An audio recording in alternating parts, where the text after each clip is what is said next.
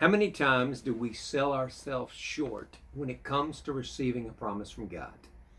We have in the life of Caleb. He kind of goes as an unsung hero. We always remember Joshua.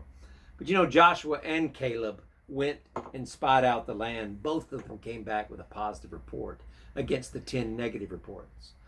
Now, Caleb had to go out into the desert with the rest of the disobedient people for 40 years. But you remember at the beginning, what did Moses tell him? He said, you're going to have this land. And I want you to just think about what's written here. He says, now this is 40 years later. He's saying this to Joshua about an inheritance and the mountain that God promised Caleb through the mouth of Moses. He said, you know the word which the Lord said to Moses, the man of God, concerning you and me at Kadesh Barnea, the place in which they disobeyed God. Not them, but the other 10. I was 40 years old when Moses, the servant of the Lord, sent me from Kadesh Barnea to spy out the land.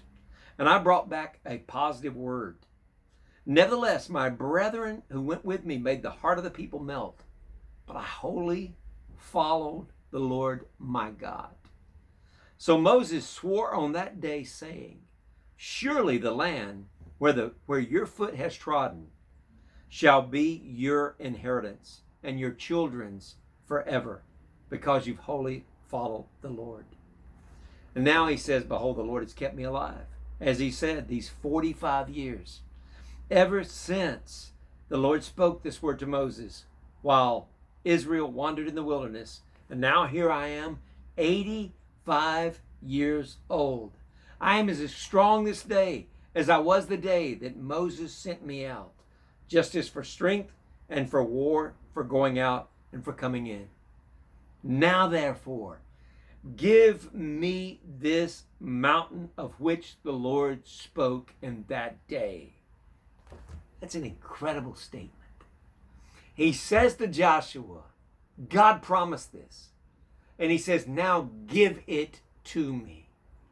You know, God tells us to pray for things, or he motivates us to pray for things through the situations in our lives.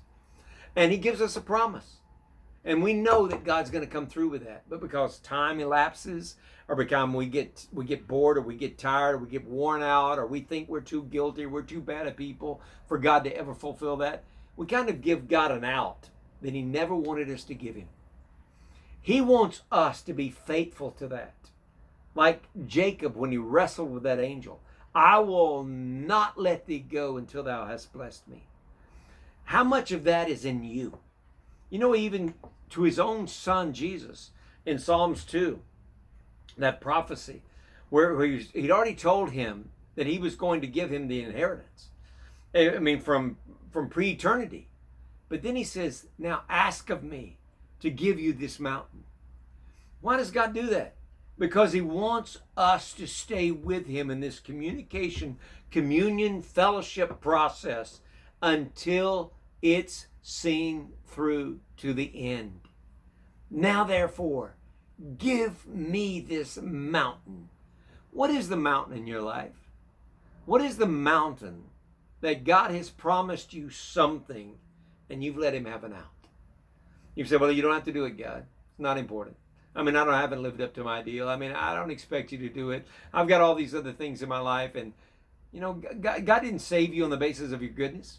He hasn't kept you on the basis of your goodness. Now, he's going to discipline you and he's going to mature you. But God makes promises to you. And he's going to keep those promises. And he wants you to keep asking him and keep persevering until it's done. You don't stop asking until it's a reality. Don't let the circumstances of life dictate your assurance about what God's previously promised. You stay with it.